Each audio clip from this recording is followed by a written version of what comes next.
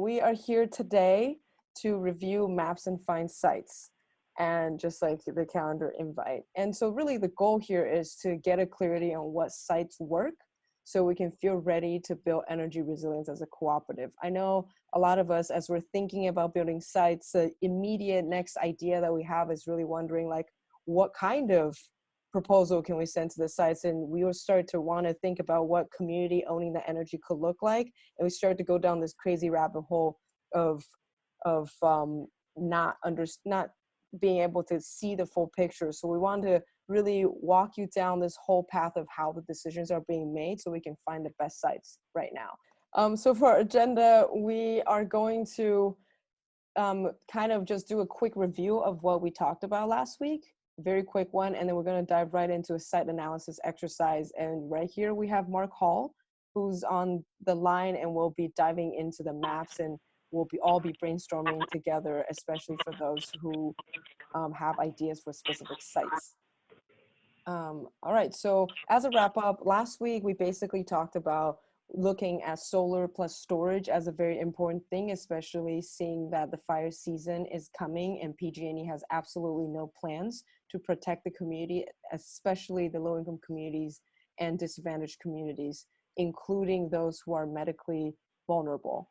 And so our plan here is, we kind of laid out this plan with this timeline of wanting to make sure that we can find a site with a confirmed organizing plan by August. I know it's a lot of arrows, but we'll jump into that very quickly. But if you, as you can see, the arrows here, the orange ones are all owners being able to find sites. And then once the sites, we can figure out what the technical information or financials could look like, then all owners who are related to that site can start to come up with some organizing plan around that site. And in the meantime, the blue or the teal is the worker owner, that's Grayson and myself, would be supporting you the whole way from doing financials and technical analysis on each of the sites every time you send to us, all the way to working on fundraising plan with you, with the community, and then the whole time we'll be lining up developers to make this happen. And so in detail, in order for us to find sites, the idea here is to really have personal goal of getting 5 property owners to fill out the technical analysis form that is in that document that's also in the email I sent out on Saturday last week. I'll send it out again with a PDF for this PowerPoint presentation. But the idea here is that usually about 1 out of 10 properties can work for solar plus storage. So our goal is at this stage is to collect leads on a lot of these sites. We want to set a goal for everyone to get 5 properties to be willing to see if they're technically viable to fill out a form. It's a Google form. And if we can each get 5 property owners to do this by June, we'll be in a great position to be able to hopefully get 1 built by September. So it's okay if you just find 1. You don't really need to come to us with a list of 5 sites. We just, every time you get 1, send to us, and then we'll start to work with you and the property owner on moving it forward the best way that you feel the most comfortable. So there are commercial properties, there's residential properties, there's many different type of properties. They all can work. And we're imagining a 3-step process for reaching out to property owners.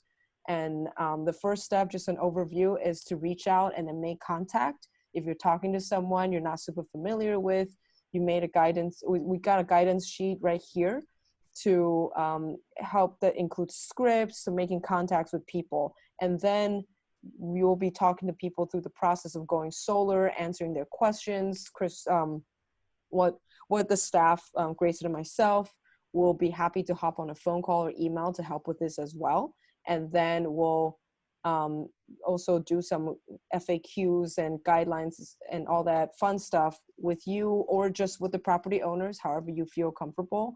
And then the last step is want to close with the property owners by asking them to fill out a technical analysis form against that Google form. It's really simple, and to see if their property is viable to go solar and storage with People Power. And the idea, again, is like, if they fill out the form, it does not mean they're committed. It's just so that we can start the conversation.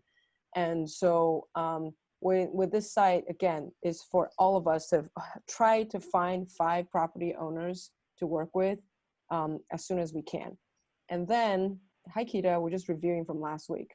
So the idea, again, like every time you find a site, you have them fill out the technical analysis form. You just wait, and then we'll get back to you as soon as we can figure out if this is technically and financially viable. We'll be working with you on this. And then after we get back to you, the next step is we'll be going into an organizing plan. And this is the exciting part that I know a lot of people tend to jump into. It's like, how can we figure out what this site could do to provide community benefit for everyone? So this process, we really want to urge everyone to really only think about that piece, about like how can communities get all the benefits from that one site after the site says, yes, this is good. So this is the part where we hope to have, once we analyze the site and we work with you and kind of just like come up with these organizing plan with the site property owner to figure out like what this plan could look like by July. So with the community organizing plan, we want to start by focusing on the idea that we don't go in the community. The communities bring us to work with them. So that means we want you to find a community that you have a personal connection to, rather than trying to organize around one that you have little or no connection to. So this way, we're basically having you bring people power model into your community rather than going into another new community. So, I mean, it could even just be like your friend's community, just really bringing this tool and this organizing model to people that you know, because we really want people to be like inviting us, and so then they can really think about becoming a provider for themselves instead of waiting for some nonprofits or company to come and like rescue them. It's really wanted to emphasize this mindset of us becoming a provider for ourselves as a cooperative. So when we're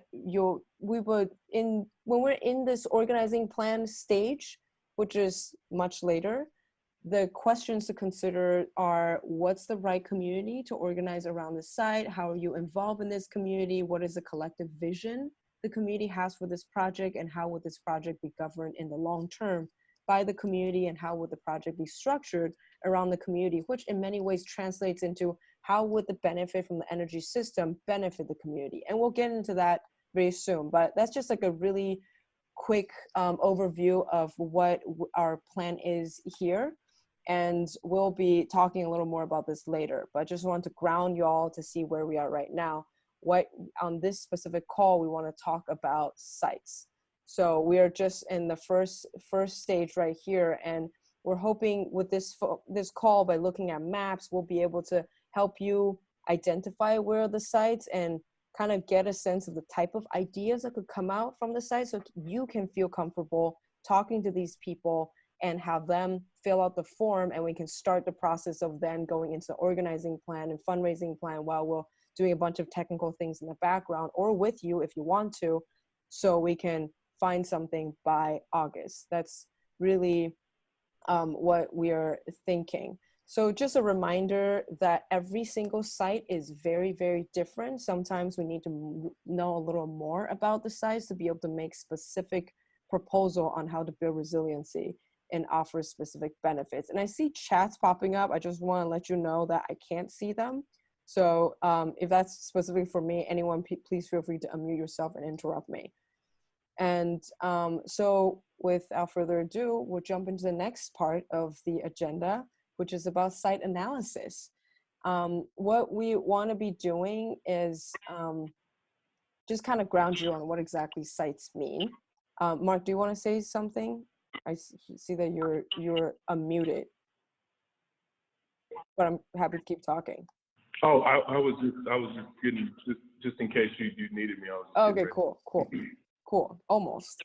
So the key here is really to get a sense of get any property owners interested in this opportunity for us, the community, to collectively solve problems together to prepare for the disasters such as the fire season coming, or just people not having access to energy. And so every site has their own uniqueness. And I would like to kind of break them down into three different categories, like three things to think about.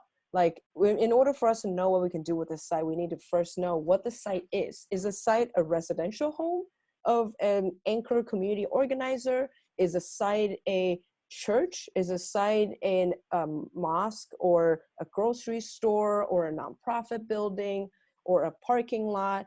Whatever it is makes a huge difference in terms of what we can build with the site. The second criteria or to think about the site is like how much energy does the site use? Or sometimes like how much are they willing to use? So it could be like if it's a manufacturing plant or a grocery store that uses a lot of energy, it's very different from a office space or even a residential home that most people are not home during the week. The usage is very different and changes what we can design around that site. And then when we want to look at what they're willing to use, like if then people are willing to electrify their home to get rid of all their natural gas, the electricity usage goes up a lot. Or if the site is willing to become a community anchor where they're willing to facilitate some sort of a refrigeration program and build a refrigeration program for the community to come together, that would also increase the energy usage for the site. So that's why I want to add a little note in the end, like how much energy the site uses and also willing to use if we start to engage that conversation. And the third thing, which is what we are here to talk about primarily, is about where the site is. The location of the site matters in terms of what we can build as well. So like these three things really changes what we can do with the site a lot. So I wanted to just repeat again that we don't want to get too boggled down by the idea of what we can do with the site. We want to get the property owner that you know to be interested in this opportunity, and then we can look at what is possible. Then we can think about what we can bring to the community.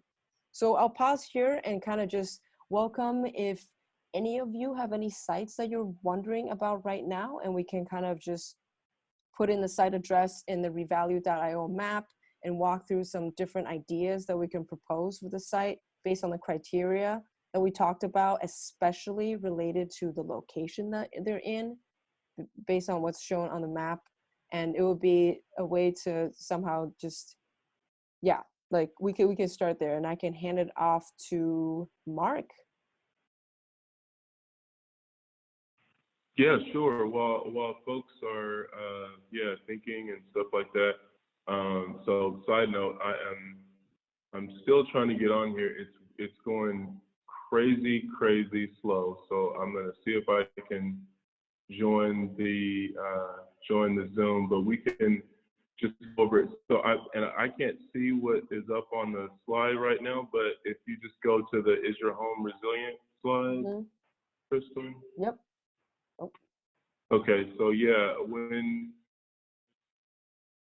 I think that was on the 29th.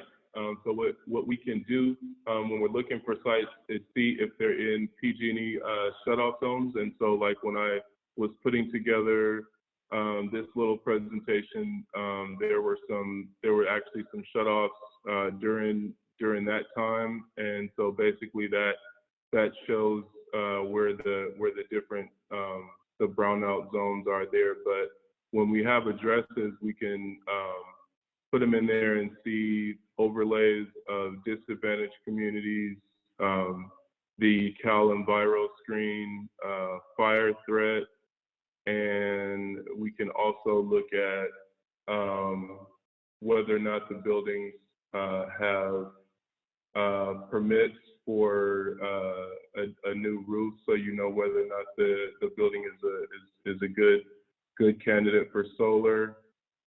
So in general, as we're talking about maps today, we're basically going to show you how the location of where the site is really makes a big deal. So I created kind of like this table here where we'll look at different types of maps very soon, but there are 4 general different type of zones and maps that are out there. There's disadvantaged communities or DAC community, also sometimes is an overlay with the low income communities map. This map is the map that Grayson shared on the playground, the owner playground. And you can, in that owner playground post, there's actually a link directly to the map. Some of you might have already been using it, and you can enter the address in there. And also, there's more than just that one map, of course, but the exciting thing about the disadvantaged community map is that there's a lot of incentive money for storage and solar there.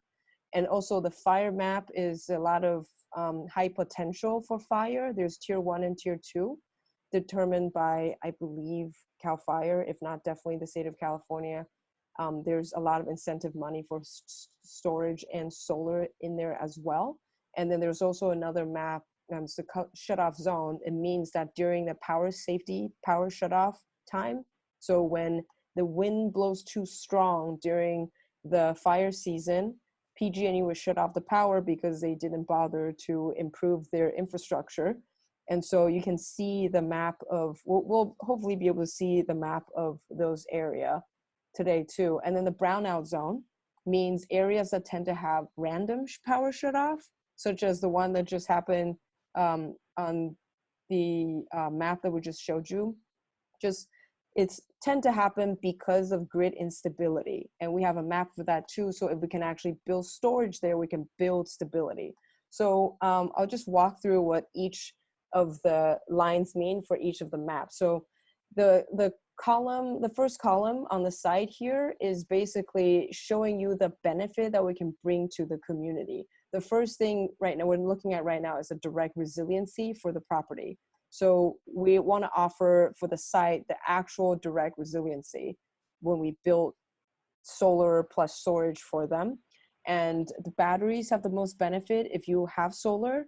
They're, especially if they're on the PG&E time of use rate or electric vehicle rate. So, and if you need continuous power for certain appliances like medical device or refrigeration, having batteries is extremely important for resiliency. So the good news is all of these 4 areas is really good for direct resiliency for the property. And even if the site that you found is outside of these maps, they're still good for direct resiliency. Like, we all want some resiliency, right? And the exciting thing about this is that there is this thing called the Self-Generation Incentive Program, or we call SGIP. It provides increased incentives to customers who need the equipment the most. SGIP is a program that basically have the state of California allocated close to $500 million into the low-income communities and disadvantaged communities. Anyone can apply for SGIP incentive, and as a residential customer, you can receive increased incentives depending on your income status, location, medical essential needs, and also the likelihood to be shut off, as we mentioned in the 3rd column, during the power shut off events. And the SGIP offers incentive levels high enough to sometimes provide you with a completely free battery. And this is why this is really important for us to pay attention right now, especially because the application starts on May 1st, and there's going to be expected to have a lot of people applying for this. So we want us to start as soon as we can. We don't want to start, we want to start hopefully by like as soon as May, even though our deadline, our target is to identify 1 or 2 or like have confirmed sites by June. We're hoping to get this as soon as possible, just so we can make sure we have this money to have free battery. And now the next thing is the emergency power access to the community. What it means is basically like, now what if that specific location has battery, right? Like how can we make sure the community also have battery?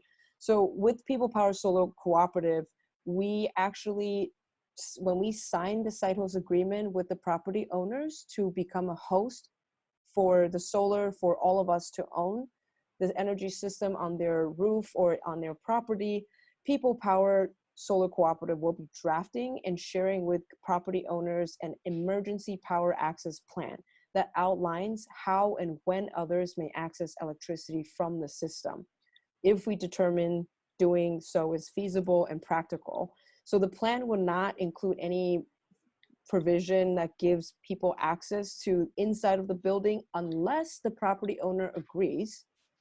So and instead we'll also define a plan for notifying the property owner the intention to use the system. And that's a lot of times where the organizing plan comes in.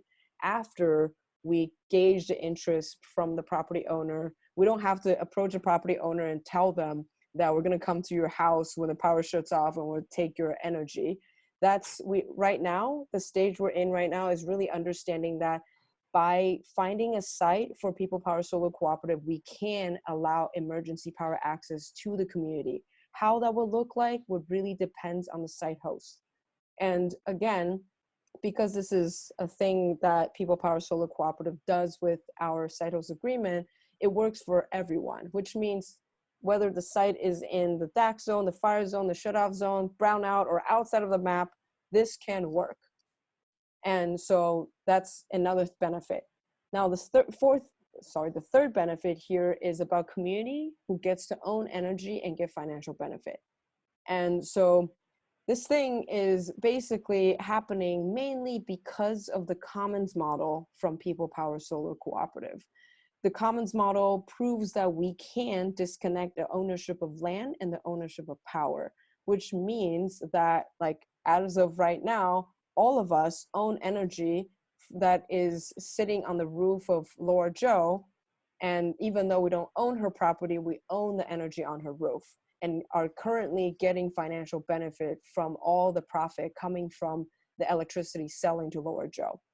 So what that means then to the future is that we can leverage the incentive programs like SGIP, or even exploring the opportunity to sell energy to electricity companies like PG&E, or our local community choice energy program like East Bay Community Energy. We can sell power to them, and we as the owner of the cooperative gets to keep the profit from selling energy to them. And so the more energy we can save from building the system, such as through programs like SGIP, the more we get to keep in our own pocket as the share buyer of the cooperative.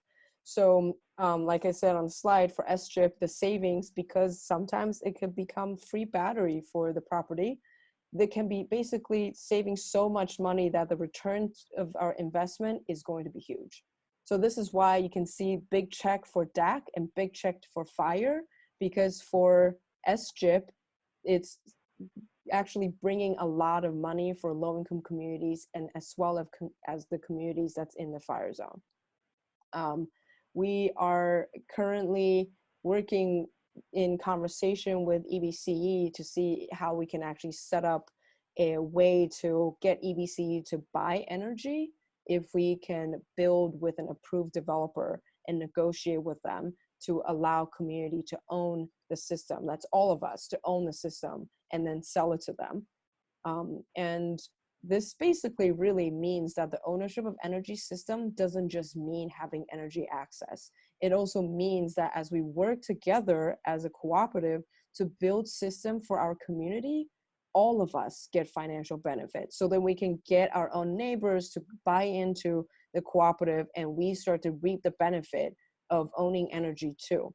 And this allows us to think beyond waiting for charity money or grants from government, companies, nonprofits to get these things done. We can start thinking about how we can come together and become providers for ourselves right now at this moment.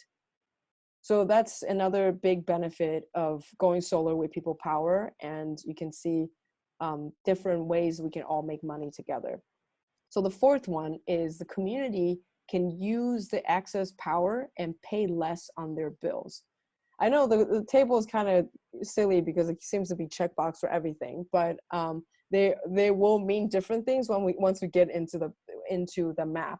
And so for DAC community, I think it's important to highlight the fact that for disadvantaged communities, there is this program called Community Solar Green Tariff.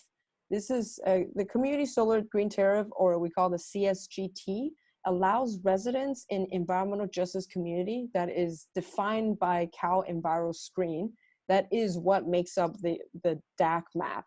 It's a really amazing tool, and it's extremely innovative tool from the state of California that was being pushed for by environmental justice community throughout the states for a very long time to map out environmental justice communities, so then the state of California can make sure resources are being put into the communities that have been disproportionately impacted by the harms of the fossil fuel economy, to get 100% renewable energy associated with a local solar project in the community and receive a 20% discount of your electricity bill. And so that means you can literally buy electricity. If you live in these communities, you can buy electricities from a solar system that you're building on somebody else's roof. So the way it works is that CSGT projects will have to have a local sponsor. So that is a nonprofit or a governmental entity. And the local sponsor is eligible to receive bill credits based on the CSGT, like 20% discount, equivalent up to 25% of the project's capacity. I'll get into details. I know it might be a lot, but I'll give you an example. So, and the idea here also to note is that 50% of the subscribed customers must be from low-income communities too. That does not, so that also implies that you do not have to be in the low-income communities to be subscriber to it. That kind of makes things open, kind of creates a little more flexibility, but let me just give you an example. Let's just say there is a church that has a really large roof. A church doesn't really use very much energy. The church probably uses energy for office space, and then, I mean, the church for the most part might not open the door or use the office space very much during the week, and most of the electricity usage might be during the weekend. But they have a really huge roof that is big enough to, say, install a 100 kilowatt size, 100 just to be simple. And People Power could work with the church and a local qualifying residents, like the community living around them, to fund and construct the project. The sponsor, which is the church, has to subscribe to 25%. Like what we see right here, local sponsor has the equivalent up to 25% of the project capacity. That means of the 100 kilowatt system on the roof, they have to take 25% of the capacity. That would use up 100% of their demand. And so the church gets 20% discount on their electricity rate by using the solar on their own roof. And then the rest of it is for the customer. So the remaining 75 kilowatt capacity could be used for the customer, or they call the customer, to subscribe to the system. And so if we say there are 25 customers nearby who are subscribing to it, then they're getting 3 kilowatt capacity needed. 3 kilowatt is a pretty good size for one household that does not use a lot of energy. Just to put it in perspective, the system that we own on Laura Joe's roof is 7 kilowatt large. So and that's a duplex. That's for two units.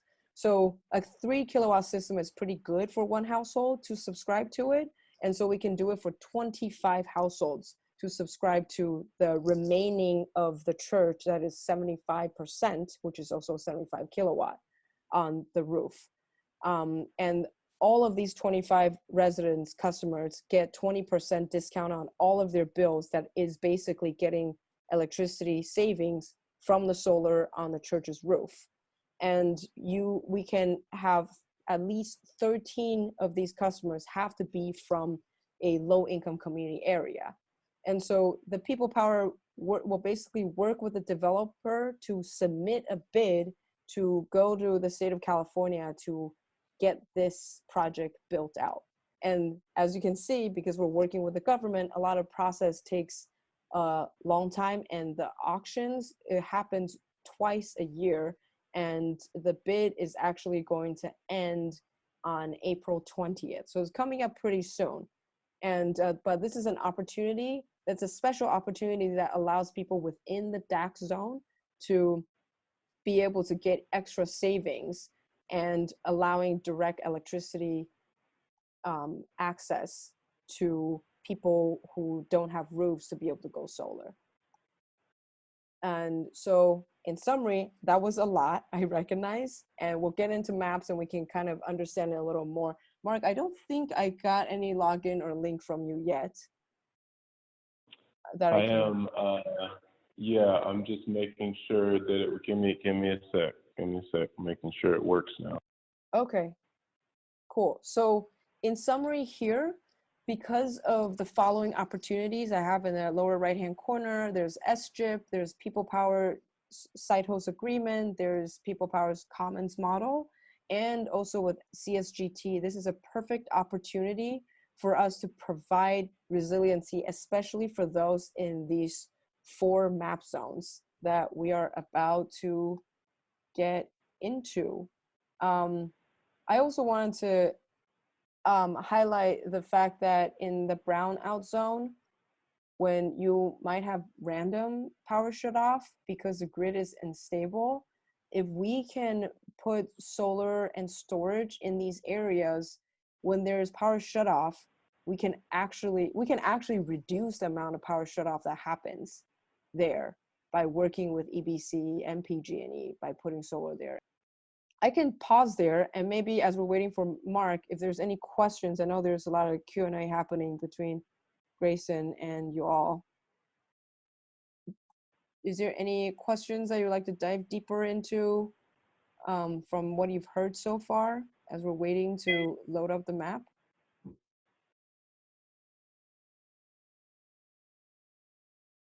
I have a question. Yes. I texted to you, but just in case somebody else is asked, I have a question too. You talked about residential sites and commercial sites, and one of the sites that I was inquiring about is actually a vacant lot. I mean, we have access to it, and we plan to activate it, and would love to use power in the stuff that we activate and do there. But it's not set up yet, so that was one of my questions. But I think you answered it, and I think it's a yes. Yep. Okay, I just hit send. We're getting in. We're loading into your map. But Mark, would you like to do a quick intro and understanding of what exactly the map is and why you're doing this? How is this related to revalue.io? Maybe we want to do an intro as we're loading the map. We are an energy efficiency technology company, and our main, reasoning for wanting to create these maps and leverage a bunch of data is to support, not only obviously, making good projects, but also being able to relate to folks about other types of things that may make them quote unquote hard to reach.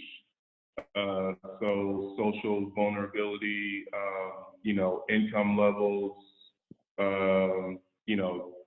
household spending, unemployment, and things like that. And so, that's, basically our, reasoning. Oh, it looks like I'm joining the meeting now, finally. But that's basically, it in a nutshell.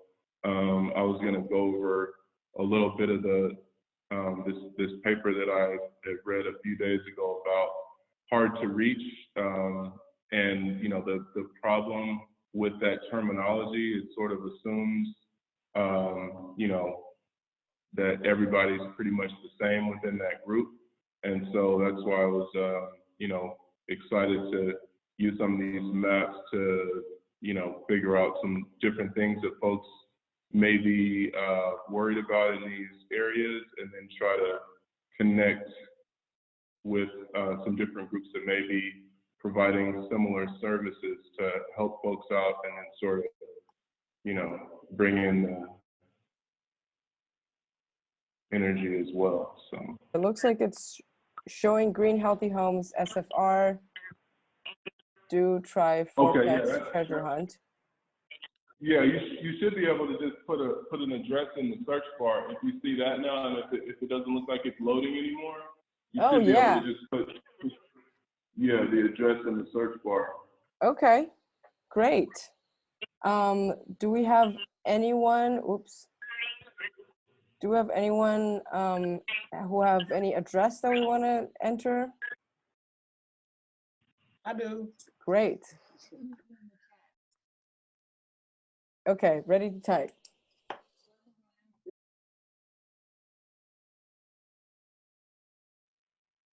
No, I can wait. I was just wondering, like, within that information, like, what were we looking for to qualify or disqualify the house in terms of uses? I'll just listen. Maybe you'll answer. Well, we look for whether or not the potential solar generation is more than the electricity costs, and then we can also turn on some different permit layers to see what the most recent improvements were on the home, and then it's already filtered for homes that were built prior to 1980. So those are all older homes that are showing there. And then for the cooperative sake, it might be also cool to do while you're zoomed in there, Crystal. I can't see it, but you could scroll down in those bars at the bottom where it says, SFR, triplex, whatever. You could scroll down and you can turn on the layers, so you can see everybody in that area that already has solar and that already has a new roof. So I'm going to click on Oakland permits residential re-roofing. Yeah, it should have a little icon, a little guy on the roof. Yes. And that would give me information about where nearby have people recently re-roofed. Is that what it is? Mm-hmm. And then the other one is for solar. So yeah, I mean, for Keita, yeah, for your house, I mean that's the preliminary analysis that we do, is look at what the solar generation potential is and whether or not that could could it zero out what the average annual electricity costs are. Yep, go ahead, Keita. I'm just saying thank you. Could we also get a sense of the DAC map, the fire map, and the shutoff map, all that? Yeah, it should already be on there. I still haven't been able to get on. This is really crazy here, but you should in that same arrow in the pop up when you click you should be able to just click that arrow over. And it should tell you that, but I'm not actually sure what layers are on. But I think for the interest of everyone's time, to use everyone's time the best, I know what I just kind of presented earlier with the table of what we could do and what kind of opportunity was a lot. And I want to see if there's any specific questions around the type of opportunities you might want to know before you reach out to the site host.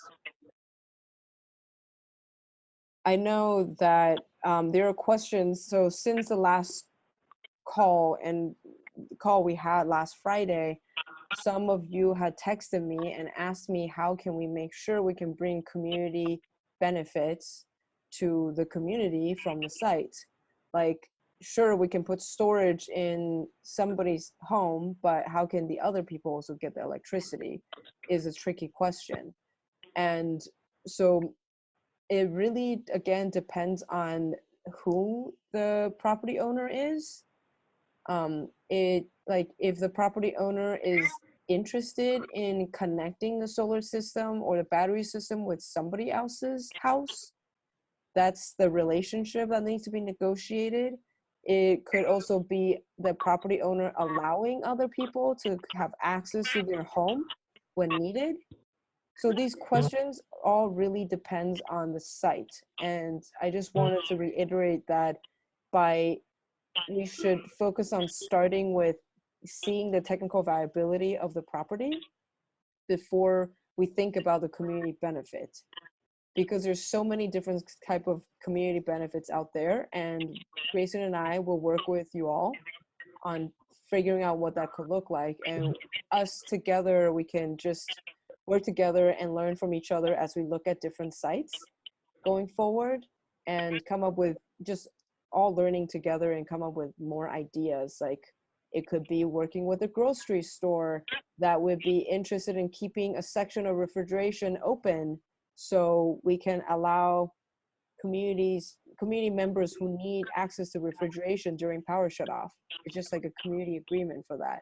So there's lots of different opportunities for people coming together and leveraging the site, but we want to just focus on getting the site host to fill out the form, the Google form. Maybe, so I can pause there and see if there's any specific questions that people might have before we can convince you to get people to look at the form.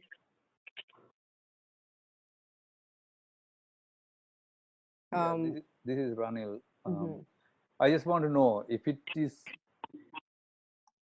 if Mhm. there are homes in a neighborhood, then definitely, yeah, there'll be more of an agreement to share, most likely, to have entry, most likely. But what if we are looking at larger commercial situations, which I think at the end of the line will provide more power, will be more of a, I mean, it will be a better investment. But how large is too large for us? What's our capacity? That's one part of the question. Do we have a limit to what we can do, even if the site qualifies? And while we are going through the motions of spending time asking for the technical form to be evaluated, how can we leverage people power to actually expedite that kind of form return of a form? What I'm saying is, if I take a shotgun approach and go for small homes and neighbors and neighborhoods, as opposed to commercial kitchen or a large grocery outlet, then how do I where do I cut my Yeah, ambition? that's a really great question. Thank you. So I think it'll be good for us to focus on the priority, and the priority, I want to see if I could pull up a slide, but while I'm trying to get the slide, the priority that we presented last week for what is important for building project is the three bubbles that we showed last time with the timing. So right now there's an urgency for us to build energy resiliency. So that's one thing, right? The second thing is we want to make sure that it's going to provide financial sustainability for People Power Solar Cooperative. And that means we want to make sure we can highlight, can you see these three bubbles here? I wonder if we can present when it's hidden. So I think it's important for us to focus our energy into allowing People Power Solar Cooperative to bring financial benefit to our community and to each other. That means a few things. Number one, we can find site hosts that uses a lot of energy. Those are good. People who spend a lot of money on energy, those are good people to get them to consider. Like it could be a manufacturing plant that like a local business, or a cannabis business, like cannabis plant locally.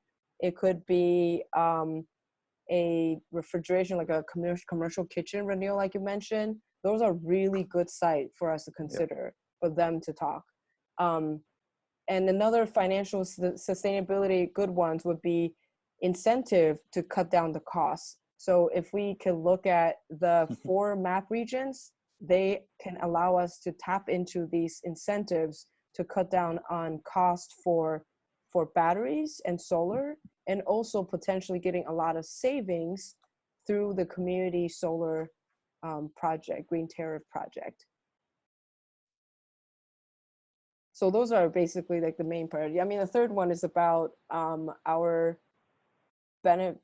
benefits of the community and trying to see if we could, I mean, the benefit of the cooperative and financial sustainability are pretty tied together, because the more money we can save, or the more money the site host can spend because they use so much energy, the better it is for the cooperative, and the better benefit we can spread to the community. Because that could also mean when they're saving money, when we're saving money on battery storage, we are having money to improve their roof.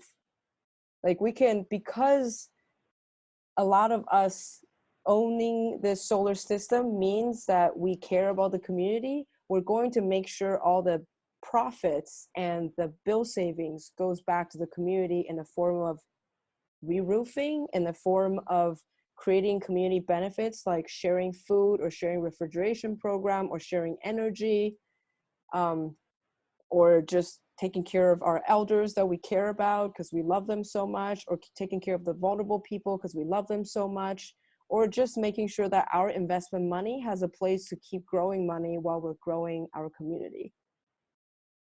So that's kind of like the values and purpose. So in translating that to our actual priority, number one, focus on people who spend a lot of money on energy. Number two, focus on people or property that's within the 4 maps. And so when they enter their addresses into the link, which is, I will say it, read it out loud, it's in chat, it's bit.ly/go solar people power. It's in chat right now, and I'll drop it again. And I will have all these links in the People Power owner playground. But does that answer your question, Ranil? Yeah, I will just have to figure out more, and I'll keep in touch too. Okay. Because I'm just simply thinking, you know, what if we hit on a really useful big commercial unit, and then that covers a lot. So let's see. I don't have anybody in mind right away, but I was just thinking of the proportions. Yeah, thank you. Do you have any other questions?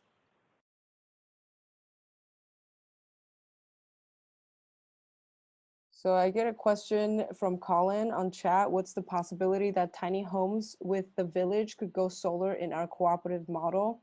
I think that's a great question, and that question comes to us a lot.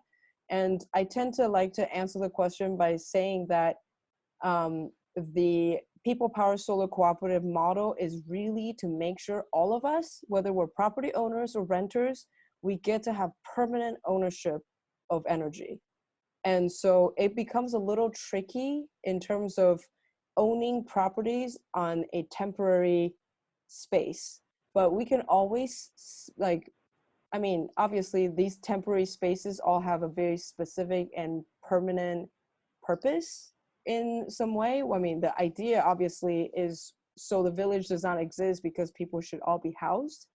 And if it means for the village to have homes, so then more people understand what collectively, when people unhoused or housed people come together and build their own energy system, is a way to show people what it looks like for us to be a provider. That's a way to look at it. But there's another way to look at it, is that all the cost that goes in there comes out from the people power owners. And how can we make sure all of our collective money does not go into loss? And we are continually making sure that we're going to build wealth for all of us into many roofs. And I know there's people from EB-Prec on the call here too. One ideas that we've been bouncing around is, and also with land trusts, like Renee has been bringing this up many times, is like if we can also work with private properties to go solar with people power, and for them to understand what turning their roof into the commons to allow the communities to own it together looks like, they can start to consider to put their own private property into the commons with the land trust or with EB-Prec. So That's like kind of like a value-based way of answering your question, Colin. Like, I think that's a great idea, but I think it's up to all of us as owners of the cooperative to decide what we want to do with our own money and wealth to make sure we can expand more wealth to turn private property into our property as a community in a cooperative.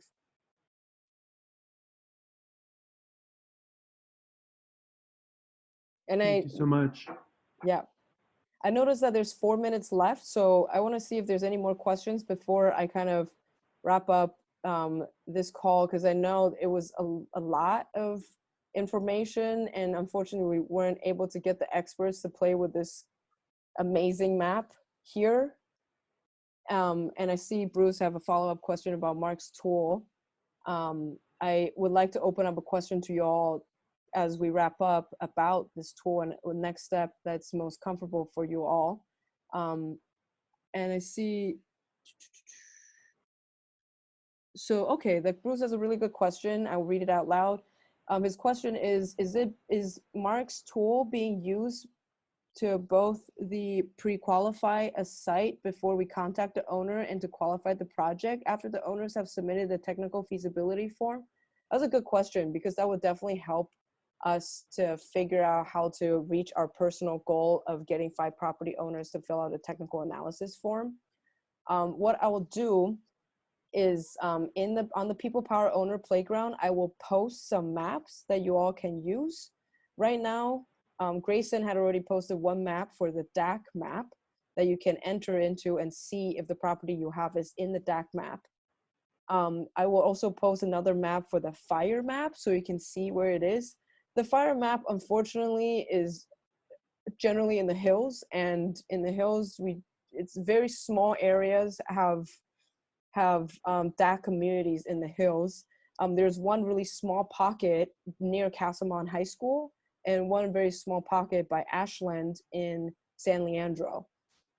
So I don't know if there's a lot of values in looking at the fire map, to be honest, but there's a DAC map, and I will, Mark, do you have any suggestions on how we can get a sense of the PSPS map or the brownout maps for us to know if that's worthwhile to look at, or maybe we can look at like internally after submitting the form? For sure, yeah. These are just some really crazy technical difficulties that I've had today. But my plan was to, guide you through the different layers and everything, because there are some overlays of like high demand PG&E transmission and overlays with like, disadvantaged communities and like historical areas where there have been shutoffs and stuff like that. And I like literally found some of those, in East Oakland and some parts that, like we were mentioning, like a little bit below Foothill and stuff like that, going like west. So yeah. Okay. So I think one summary for everyone for next step would probably be, I see Grayson says maps help to get a sense of where to look and where to ask, but there is no pre-qualifying process, and don't feel like you need to find the perfect site. The more sites we contact, the merrier. So if you can think of sites, just enter into the form. That's bit.ly/go solar people power, and send it to the site host and in that form we'll ask which People Power owner send it to you, and then we will make sure to work with you. We don't want to make it so that we're like taking your contacts away, because we know the most important thing is the relationship with the site host, and we will work with you on what we find and try to help you get some ideas on what we can do with the site with you. Like, you could be the site host, or we can help give you some ideas to communicate with the site host from there too, and we can go from there. And so as for next step, I know it's time right now. We have 3 calls coming up, and I want to just get a sense from you, like, do you feel comfortable now going to get some sites, and we could do some so Grayson and I can start doing some analysis, and the plan is for next week, April 10th, we can start to do some brainstorm exercise on what organizing community around the site could look like. So actually, like, once we get some sites with some detailed information, what are the ideas and how to brainstorm with the communities around different ideas based on what the site is and where they are. Is next week doing that too soon? It's one question I have. And we're thinking about doing that twice, so then we have more opportunities for you to kind of get a much closer sense of what that could look like. You could turn on your camera and nod or give me a thumbs up, down kind of thing. So we could look at this next week. Oh, smart. Wow, you can do a little emoji thing? That's cool. All right. Yeah, okay, good. So would 5 o'clock start time be too late for you? Is that pushing it? I would see like thumbs up, down kind of situation would be great, because 5 o'clock, that's going from 5 to 6:30, and then you can just have dinner right after that. Because mainly because I hear some organizations are now having COVID check-ins from 4 to 5 now. So we can go, I see thumbs up, great. And then we can do one more not on Friday for the week of April 13th. I'll check in with those who couldn't come on Fridays.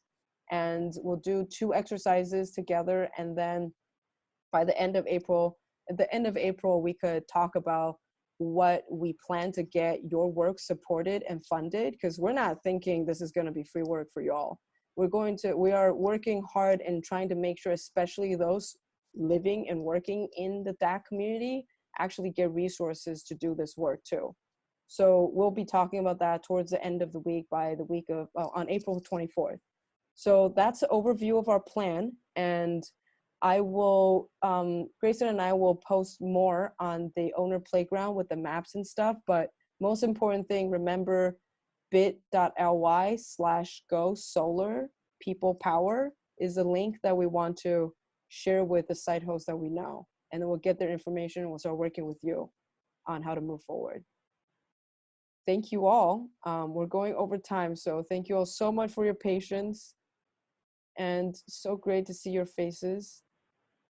Feeling very powerful. We can just say good night. Thank you all so much. Happy Thank you, weekend. Crystal.